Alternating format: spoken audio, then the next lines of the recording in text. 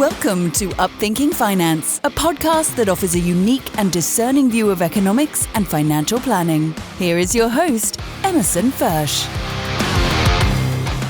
Welcome to another episode of Upthinking Finance. Alcoholics Anonymous co-founder Bill W., when describing the days before he found sobriety, said, "How dark it is before the dawn." So it's my pleasure to welcome my friend, I'd say associate and return guest, Alex Krainer, to the show. Alex is a former hedge fund and portfolio manager and founder of iSystem Trend Following. He's also written a number of books. And if you Google up his name, you can find him on podcasts all across the world, commenting on economics and geopolitics. But most importantly, he's a father of two. So Alex, welcome back, coming to us from the beautiful Principality of Monaco. It's good to see you. Thank you, Emerson. Thank you for having me. Good to join you again, and warm greetings to everyone out there.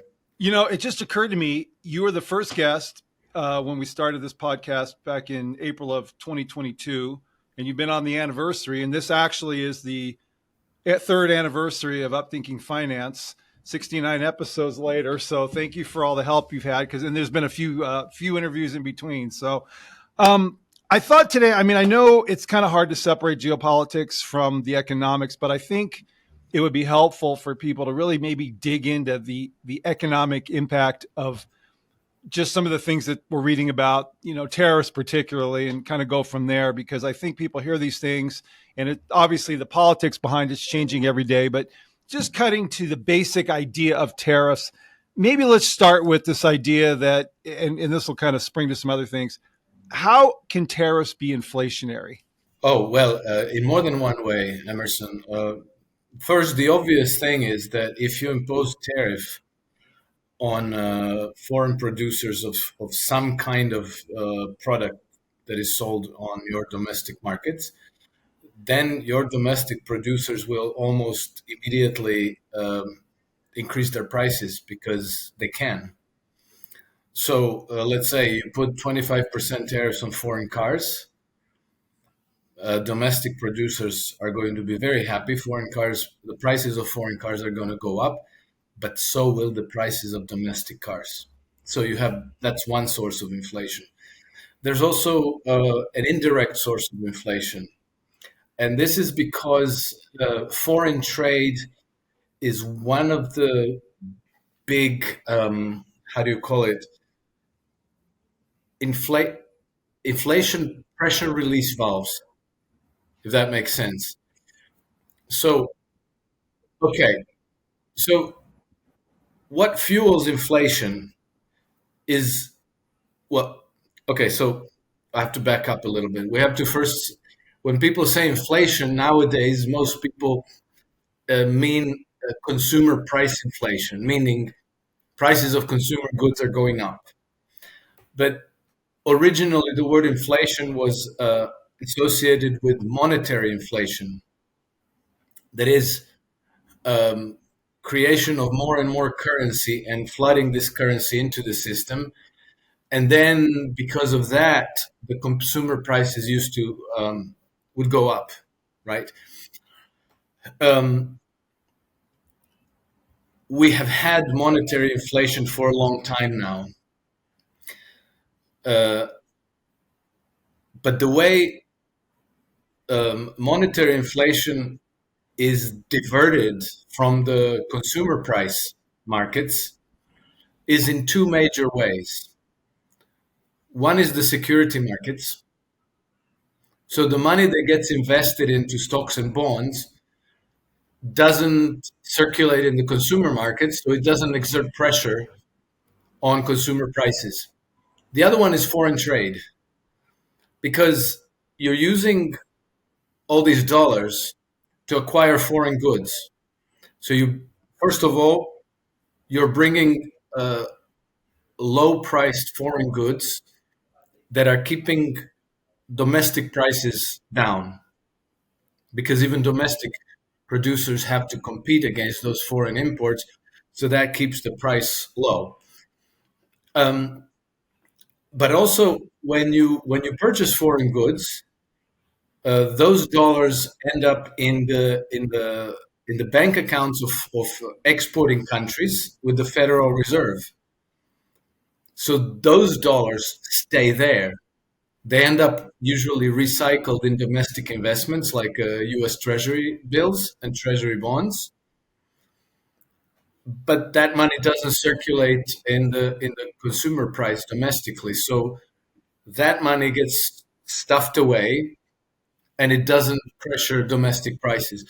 And actually, if you look at the nature of inflation in consumer prices that you had in the United States over the last, let's say, 10, 20 years, you will see that all of those goods and services that cannot be replaced by foreign imports have had very strong inflation, like real estate, healthcare, education, services. Whereas all of those sectors of economy that have to compete with foreign imports have been depressed. And this is, all the stuff that you can import from Europe, from China, from other countries. There's been very, very little inflation or even disinflation. So now, when you start um, imposing tariffs on foreign imports, you're beginning to reverse that dynamic. So that will probably, in a relatively short period of time, give a major jolt to the consumer price inflation domestically. So what you just described is what's referred to as exporting inflation. Yes, exactly. That's exactly it. So okay, that's great. That makes perfect sense. So here's the other thing then, because there's the currency manipulation part of this, right? The fiat currency and different countries trying to, I don't know, I've never understood that word pegging, but there's effectively this lowering, lowering of the currencies in order to attract imports, right, and increase that trade deficit, basically to facilitate what you described. So, how does that potentially get disrupted with this tariff? Because to me, that seems like a big variable that will be interesting to see how it plays out. Well, Trump's measures are going to, and I'm not completely convinced about this because, normally you would expect, all other things being equal, that this will put pressure on the purchasing power of the US dollar. So therefore, the value of the US dollar should go down, which should have a beneficial effect of making investing into the United States more attractive. So let's say companies that might consider building production plants, assemblies, whatever, in the United States will find it attractive. And then the price of US made goods are going to be that much more competitive in the foreign markets. But here's a problem. All other currencies are junk compared to the dollar. The other major markets like Europe, Britain, Canada, Australia, Mexico, Brazil, Japan, all of these nations' currencies are toilet paper, basically. So the dollar is going to lose value against what? Against the euro? I'm not convinced.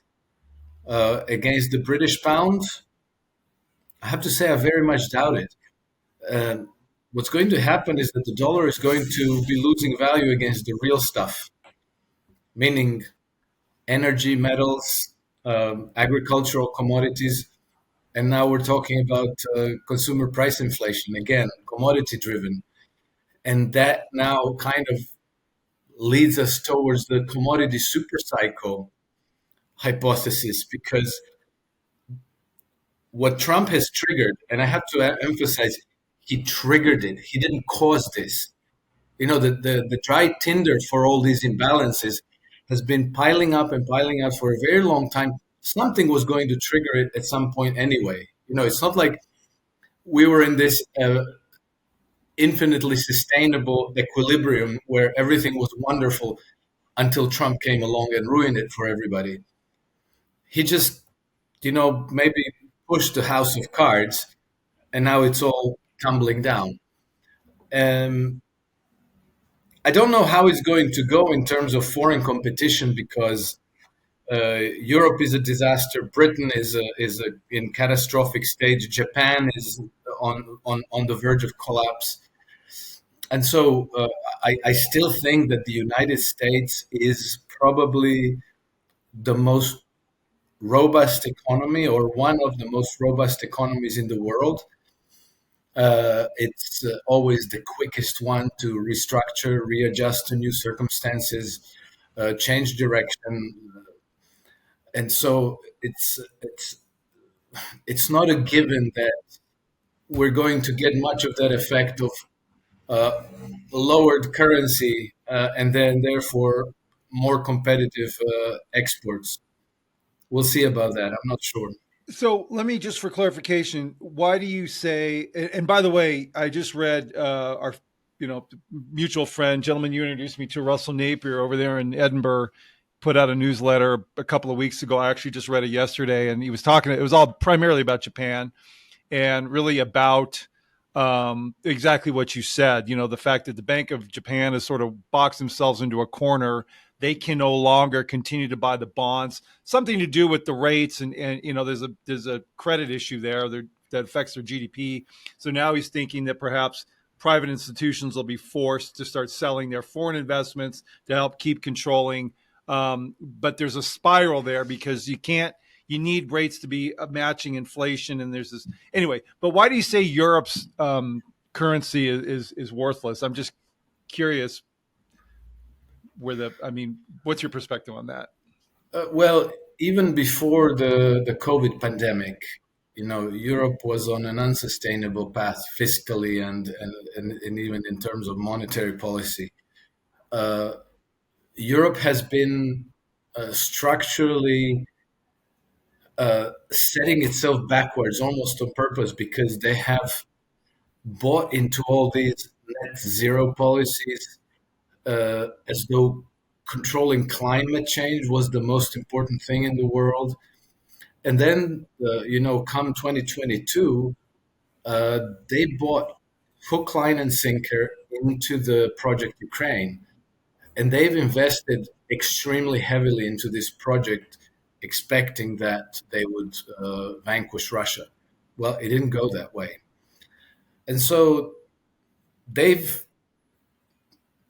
painting oneself into a corner is really the way to see it. But then it got a lot worse, because Europe's industrial production largely depended on cheap energy that we imported from Russia.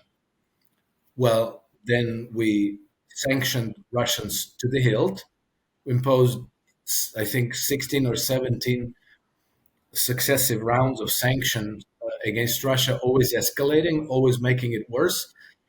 But as a result, the European economies are in a state of collapse. The price of energy is the highest in the world.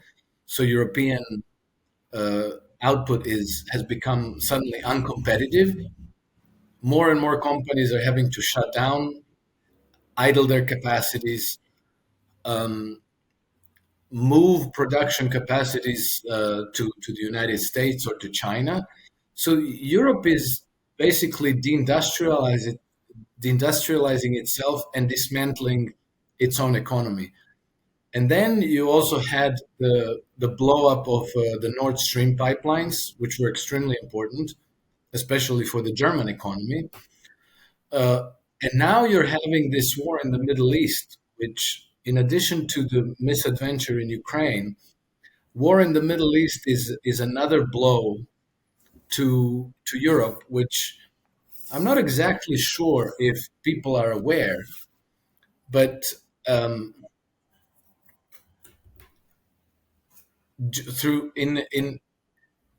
the course of a year, between 50 and 55% of all trade, of all of global trade, passes through the Red Sea. Something like 60% of all that, the bulk of that, is Europe's trade. Now this is completely interrupted since the 15th of March, when Trump started bombing Yemen. So that's a huge additional blow to the European economy, which nobody's really talking about this. And I don't know why they're not talking about it, because maybe they are obsessed with Trump's tariff, maybe they're obsessed with Ukraine, um, maybe they're obsessed with keeping populist movements in Europe from emerging. But the European house of cards is really imploding, and it's coming from so many sides, not just the tariffs, not just the deteriorating relationship with the United States, not just the Ukraine war, which Europe has lost, not just um, the war in the Middle East in and of itself, but now even a major disruption in trade commerce, trade traffic.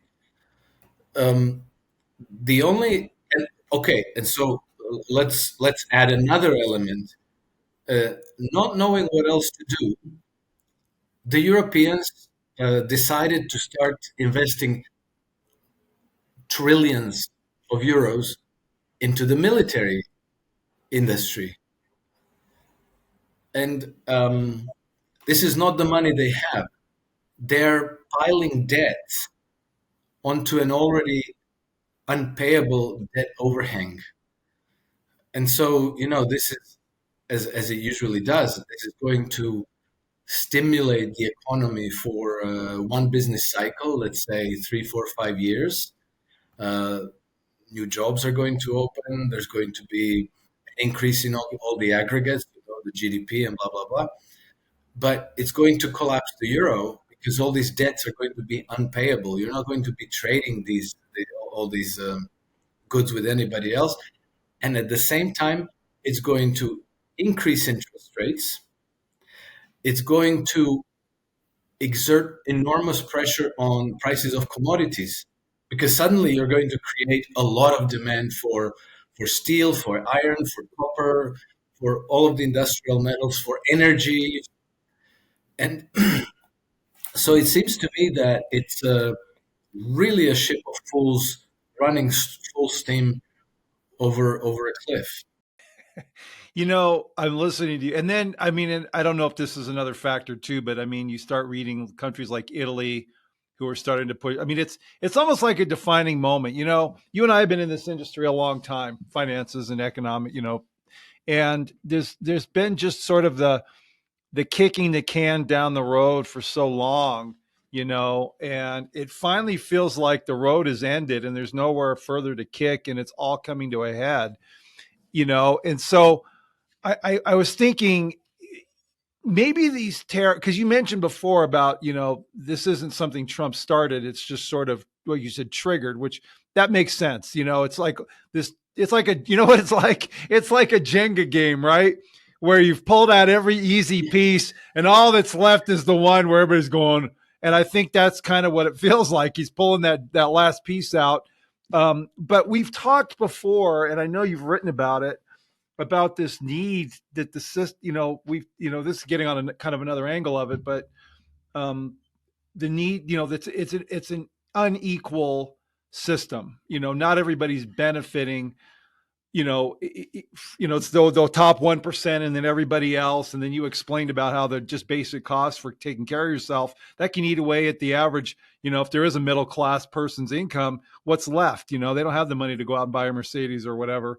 And so, you wonder if maybe this is, you've talked about a tectonic shift coming, you've written about that too. Maybe this is what needs to happen to completely start over or reset a system that's more beneficial to everybody. And so that was, and I don't know, I'm kind of leading you on this, but I'm kind of wondering if maybe the tariffs, it's bigger than just, what does the world look like if everybody has an equal playing field, where if everybody, there's no one person getting a higher, pop than the other country. Everybody's competing equally. Is that an ideal situation? I guess maybe what I'm asking is, could these tariffs actually be the catalyst for something that's ultimately greater, that's beyond, because you talk about Europe and the war machine. I mean, that's the same old playbook we've been watching here, everywhere for years. And that's all they know.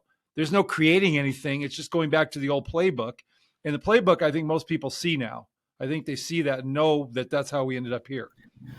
Yeah, I absolutely agree with that, Emerson. I think that we were in a system that everybody agreed was unsustainable.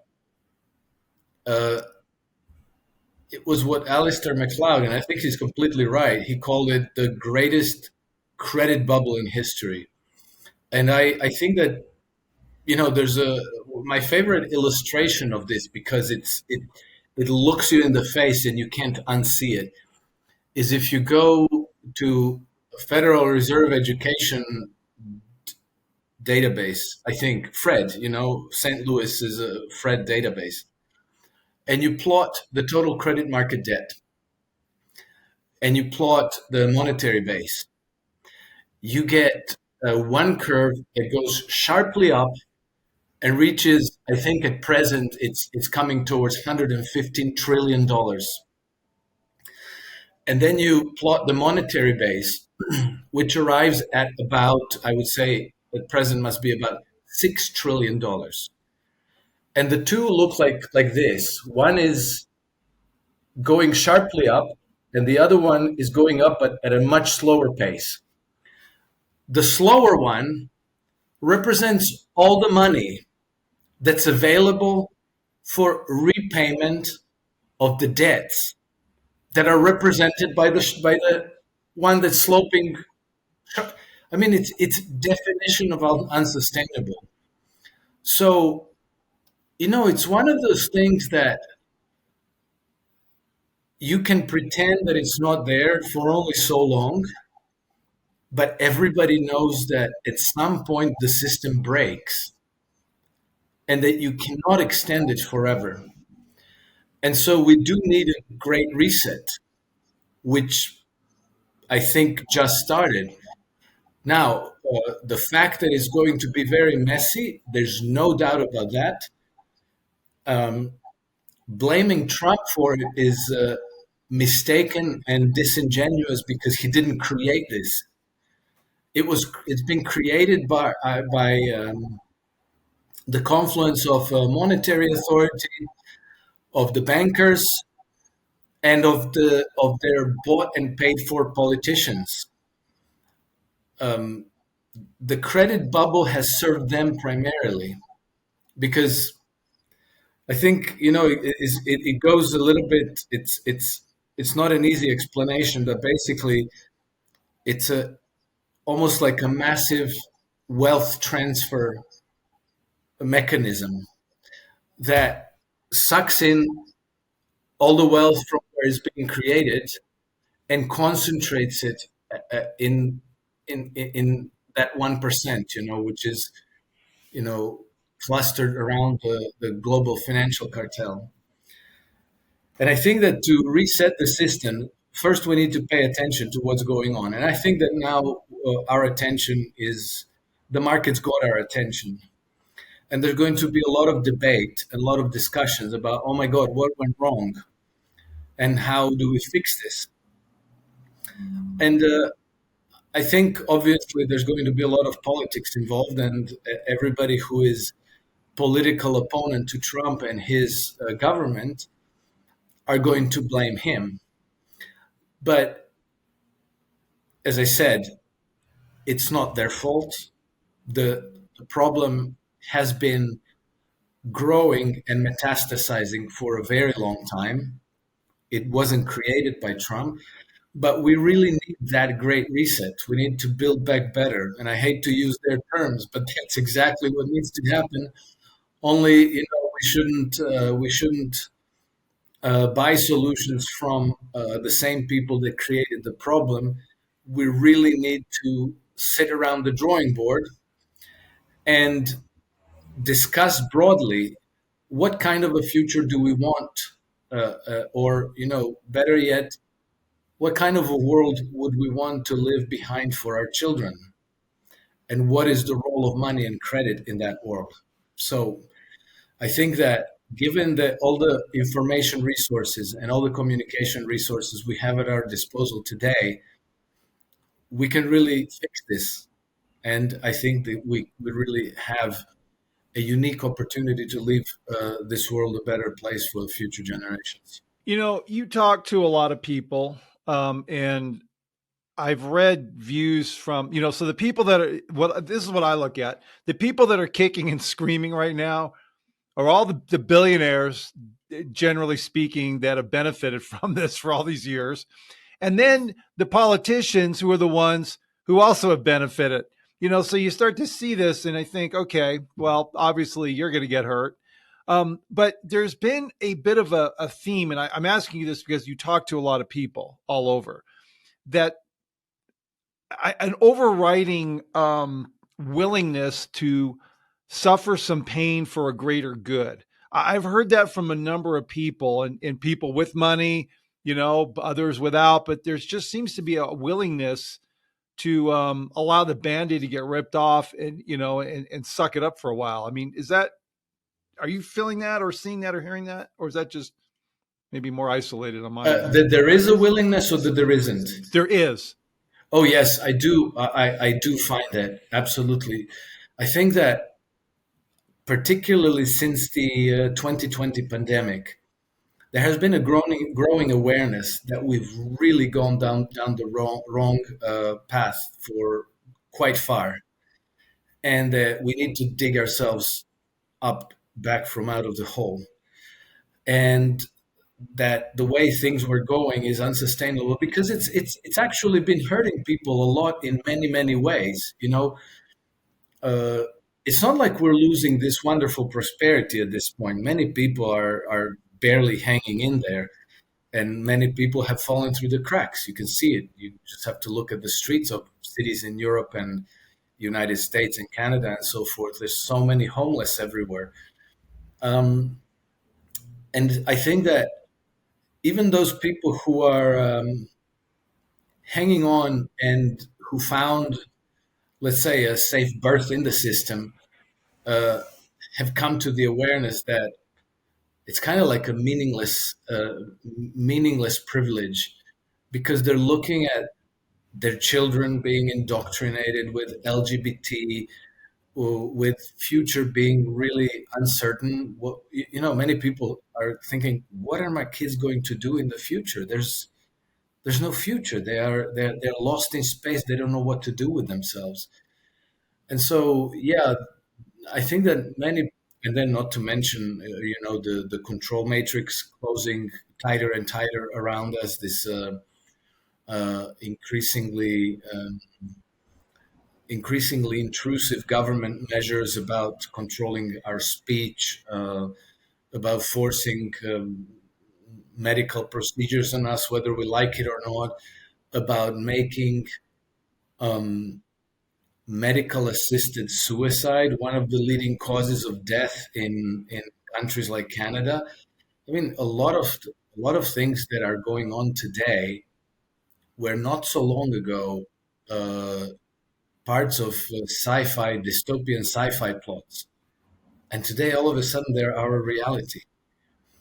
So I think that there is definitely a much greater determination to actually face this pain and to share the sacrifice to make the world a better place for the future. I think that many people feel that way. They feel disposed to do that, and that they are ready to part with this illusory security and these meaningless privileges that they enjoy in life.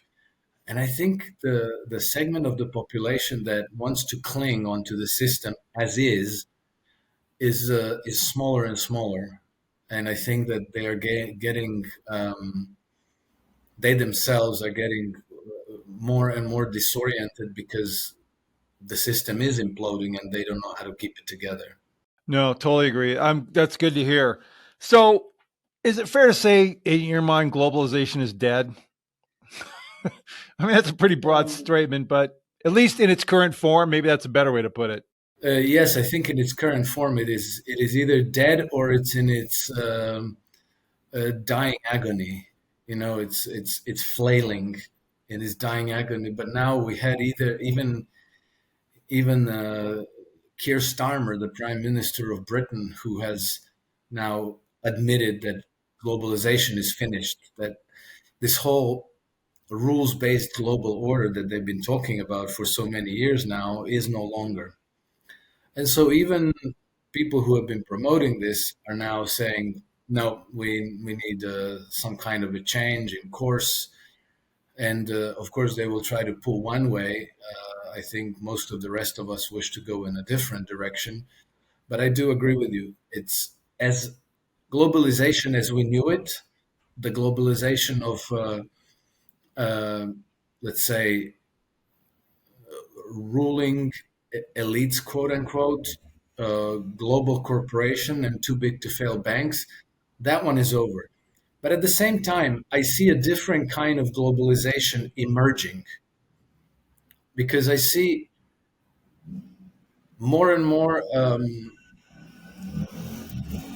interaction, and I mean by that even commerce, happening on bases and foundations that never existed before.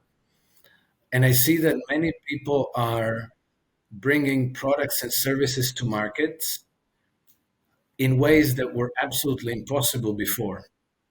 For example, I just a few weeks ago I ordered some tea from India because I got tired of drinking this dried up plywood that you buy in supermarkets. You know, it doesn't taste like anything. And I'm sorry. That just smacks of 1984. I don't know why, but it's just like, here's your tea, sawdust from the mill. Anyway.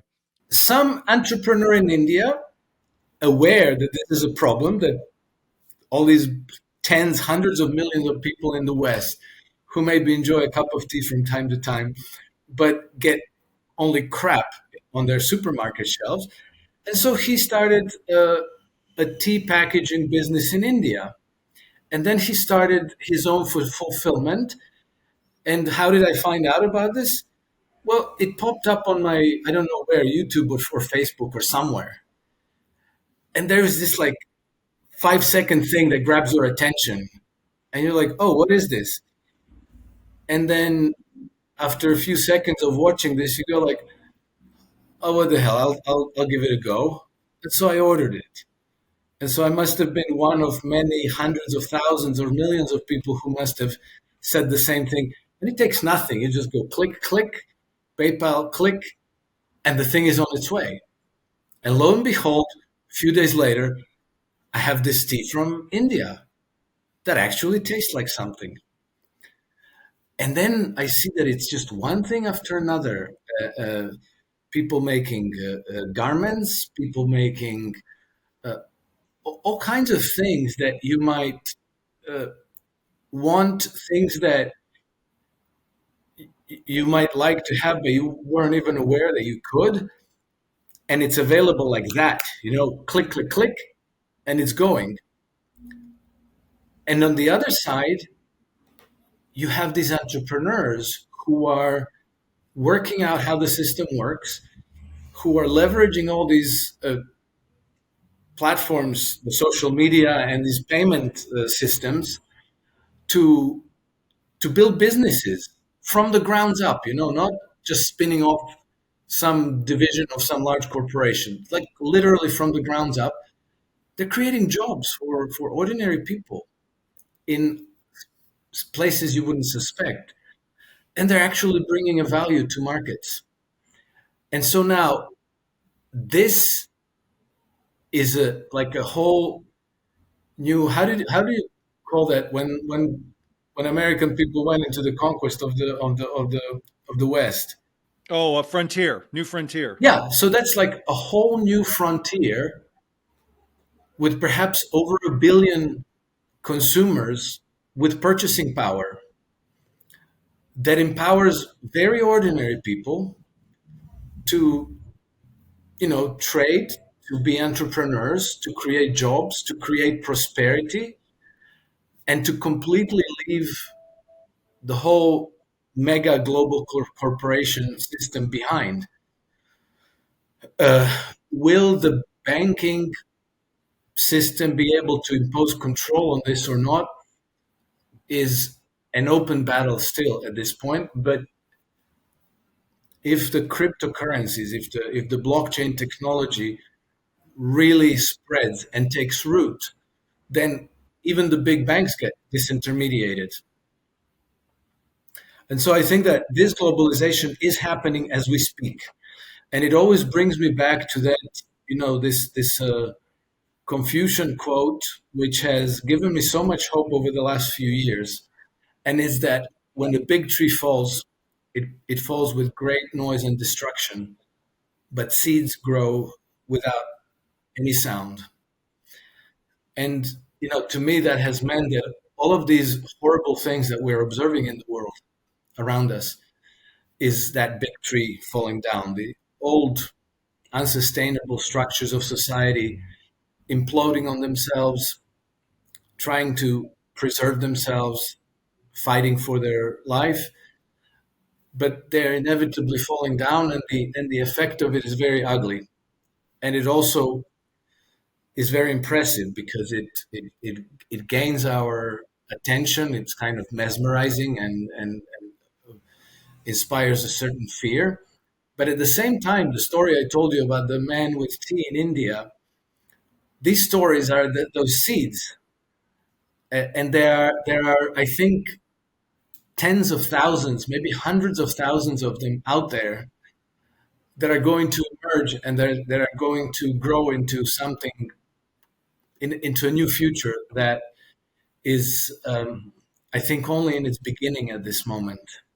Yeah, that's great. That's well put. I was thinking the same thing. My wife, she hooked up. There's some lady in Poland who puts together. I forget what they call it, but it's like these sweaters where it's like recycled from other clothes, and they're just kind of cool and hip. And that's sort of her style. I mean, I found a dress shoe place over in, is it called Mallorca, Spain? Am I pronouncing it right? I don't know how to. Yeah. Mallorca. Yeah, Yeah. TB Mallorca, and I get these custom dress shoes that are fairly priced. And the owner, Tony, emailed me back, and asked me about my foot and had me send him pictures. And he says, "No, you're this size with the width," and that's the kind of thing. And so you realize you're exactly right. I mean, even since I've met you, I mean, I've got friends. I shouldn't say but I mean, I've got a lot of friends now over in Europe because of you, Melissa, or her significant other, Paul, over there in Ireland or Northern Ireland, John Waters. I mean, just these people all over, you start to meet people all over the world and you realize we're all connected. That's the thing. There's a collective, is it unconscious? Carl Jung used to talk about somehow we're all connected on a higher level. Yes. If there's a way to bring the economics of it, which is, to that kind of a level. And so I look at these tariffs and I think you mentioned something earlier, but maybe it's more of a distraction to get us beyond, because these rules and limitations that are preventing kind of a meritocracy, if that's the right word, where you can because how exciting is that? And then and you've mentioned this before. You wrote about France once and how these deals were, well, okay, we'll do this for you. I think maybe it was related to NATO and covering their NATO costs, but then you've got to do business with these American, defense contractors. All this backroom bullshit. Excuse my language, but I mean, it's not right, and ultimately, it's and so to allow a global, can you imagine a global system where everybody's on an equal playing field? Yes. And maybe that sounds pie in the sky idealistic, but that's basically what you're describing. And see, that to me is where this goes, because then everybody has a chance in their own unique way, especially as you said, given the technology where you can buy tea from somebody in it. I could buy shoes from somebody over in Spain. I mean, you can do these things. That's Exactly. really, And if you know how to do something that could be of value to other people in the world, well, the great frontier is open to you. That's amazing. So what I feel is moving these seeds is people's globalization. which is displacing that. I don't know what else we should call it, but maybe corporate globalization. I think that's a beautiful thing because, suddenly the economy, the prosperity, the consumer markets are being supplied with value from the ground up. And then this is creating jobs, this is creating meaning, this is creating connections across the world that never existed before. And I think it's beautiful in some way because when you buy those shoes from a guy in Mallorca and you create this unlikely personal connection with the man, right? Because he's an artist and he cares about his product. Uh, you've transcended that, big corporate shop where they just like put some standard product in front of you that they made in the cheapest possible way for 10 million customers, and they don't care at all whether you like, whether it's going to fall apart tomorrow. Pay up and then that's done. Um, it's it's liberating because then that means that I can do it too, which means that I don't have to be a slave or cheap labor force uh, in the cubicle of some big large corporation, and then my only way of improving my lot in life is to beg them to give me an extra crumb off their table. Here I can the world becomes my oyster. I can improve my lot by inventing a better mousetrap, by making it more functional, more beautiful, more useful, cheaper, whatever. But it's a it's potentially humanity transcending the system that we've been stuck in for several centuries now. You know, um, and I want to get back to, because this speaks to more, it's kind of an economic principle, but I was thinking about the COVID, and obviously there was a lot of suffering on a bunch of levels, and probably suffering that some people don't even know they're going to be dealing with, down the road. But old people dying alone and all these horrible stories. But one of the casualties for me was just that I look. I'm not trying to put one over the other, but just in listening to you talk, was the death of a lot of small businesses. There was a restaurant my wife and I, when we first started dating, used to go to in Hermosa Beach, which is on the, in kind of the West LA beach area there, down by Redondo, Manhattan Beach. And it was called The Spot. And it was this vegetarian place that was kind of a landmark. It was open for years. And I was actually, and I was out in California. I don't know when it was, a few months, 6 months ago. And I thought, man, I was jonesing for for that, savory tofu sauce and black beans and rice, and I was going to drive up there and get it, just because. And the place closed. The place closed during the COVID. It had been open since like the late 70s, and it was just, and because they couldn't survive.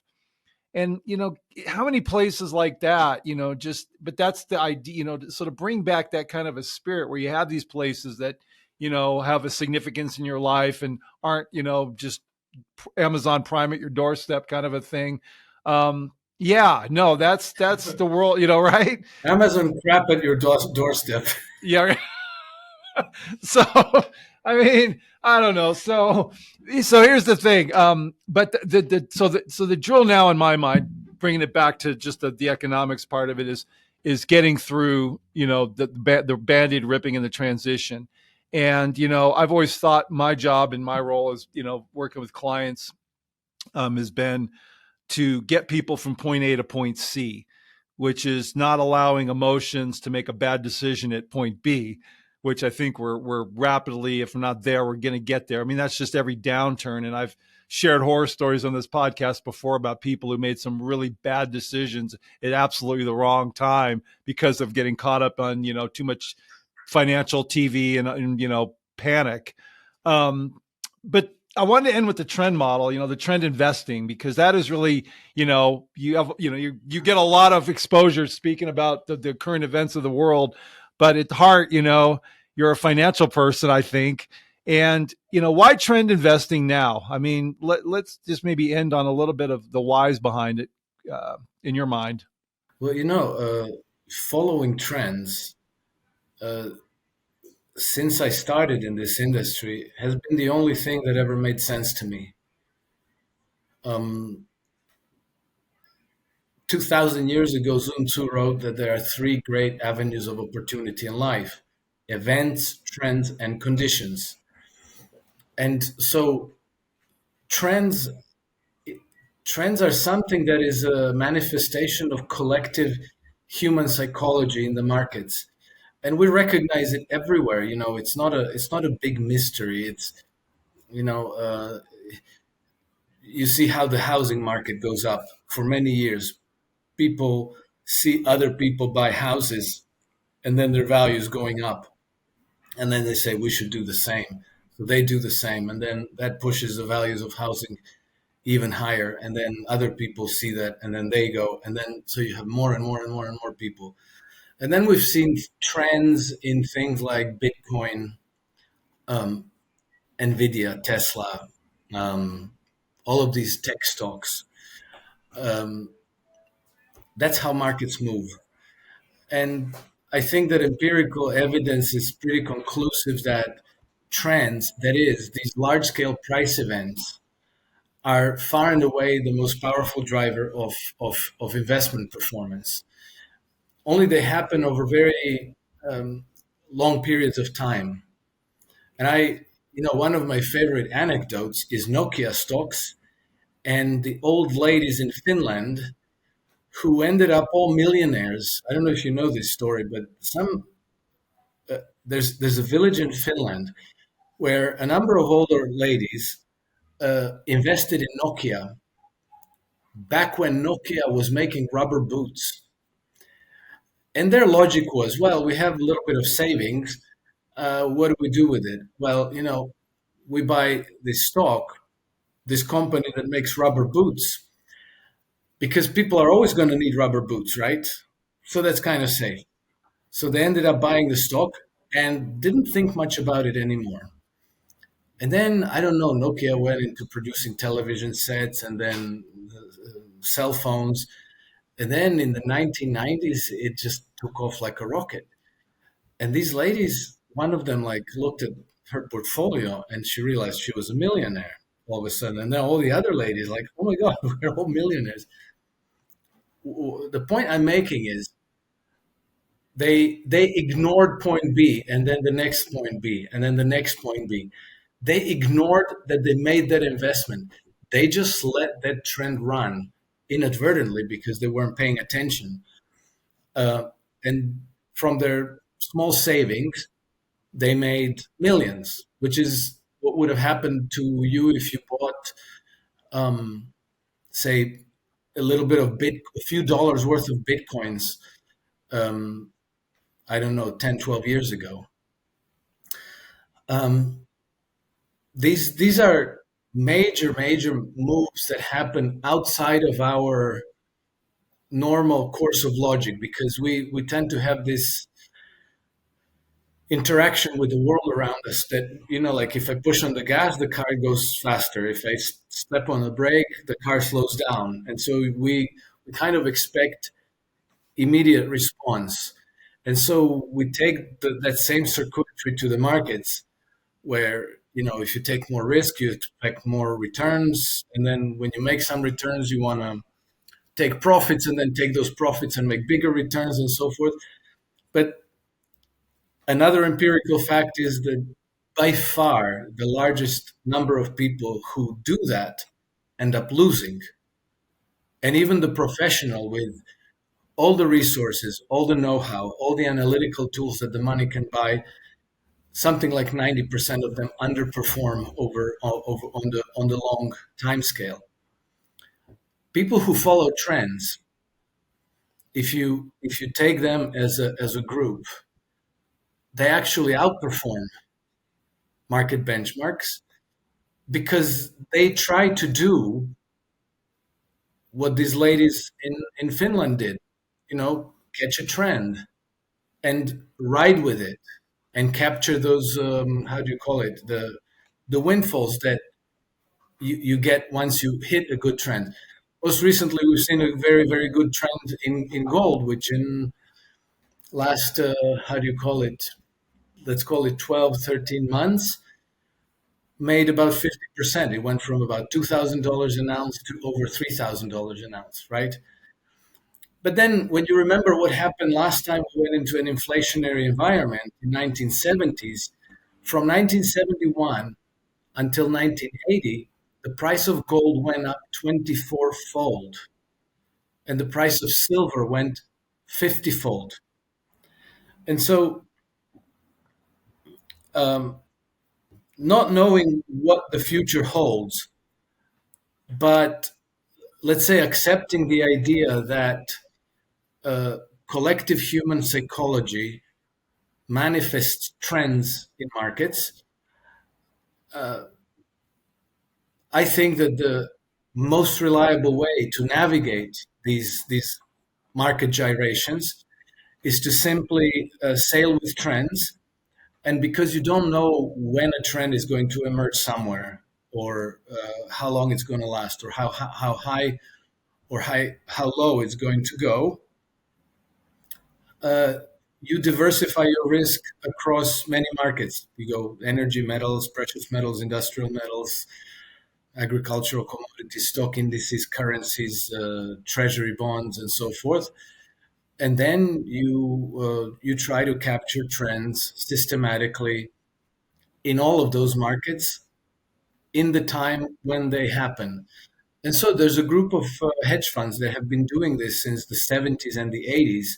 Many of them are still around, and they have generally tended to outperform the S&P 500, which is really beyond what any active professional money manager can do, doing value investing and trying to guess what the market's going to do tomorrow, or which securities to overweight, which ones to underweight, and so forth. So, ever since I started as a market analyst in 1996, this is the only approach that made sense to me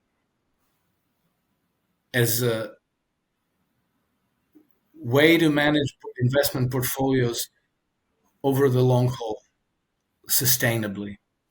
So, it's 25 years later, not only have I not changed my mind, I think I'm marginally more convinced every passing day. Well, I'll tell you what, you just reminded me of something as we kind of wind up. There was a quote over the weekend from, I think it was a Goldman trader, talking about, I can't bring myself to short this market. And I thought that's the problem, is and it's the same thing with buying gold or any of these. Well, really all of it. I mean, we've been conditioned to think of stocks as the go-to asset that'll always go up, at the double, but it's this subjective, gut feeling, whatever. It's emotion.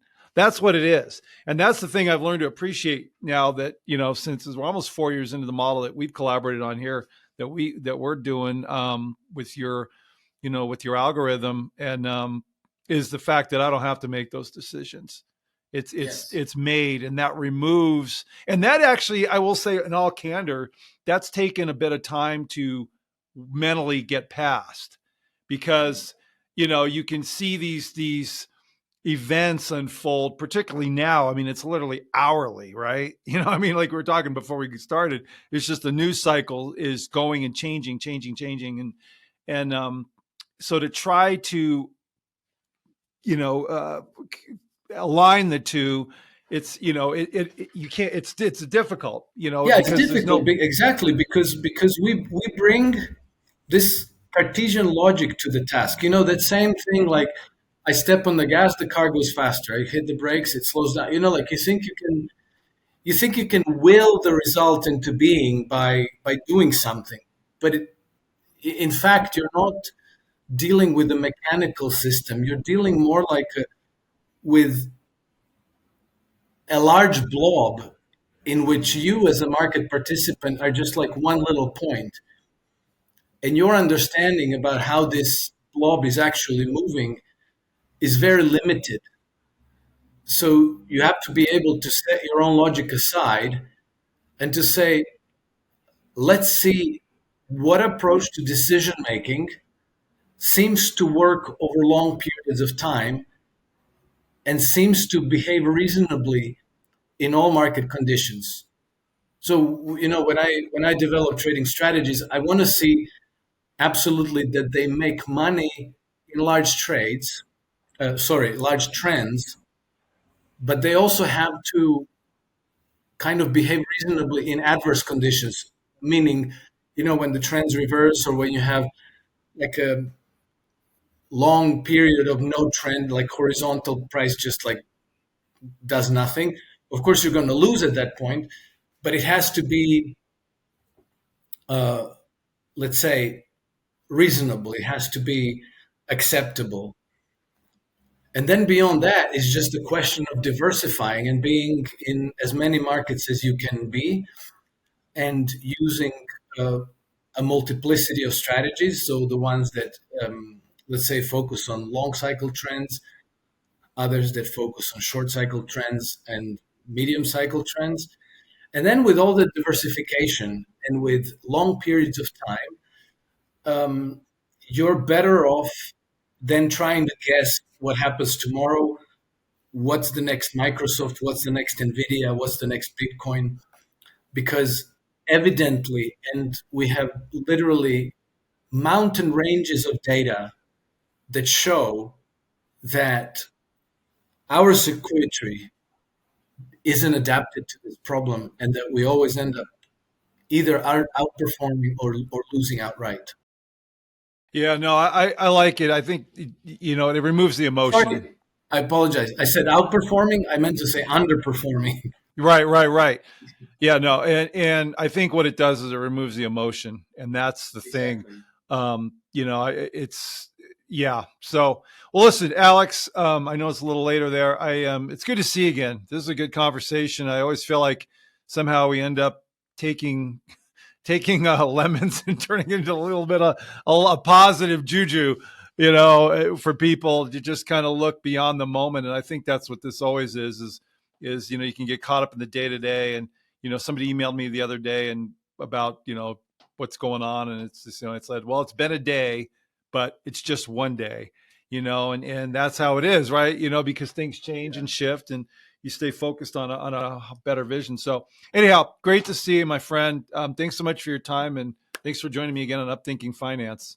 Thank you, Emerson. Always good to join. We're very happy to catch up again. Once more, warm greetings to everybody watching and listening. And until the next time. Thank you. God bless.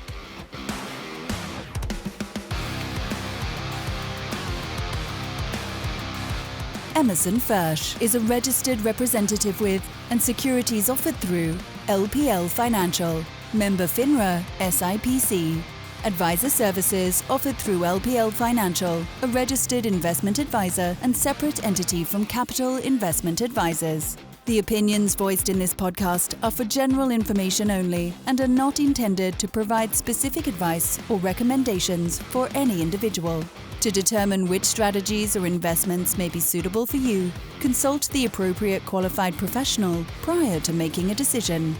The guest speakers and the companies they represent are not affiliated with or endorsed by LPL Financial or Capital Investment Advisors. Individual tax and legal matters should be discussed with your tax or legal expert.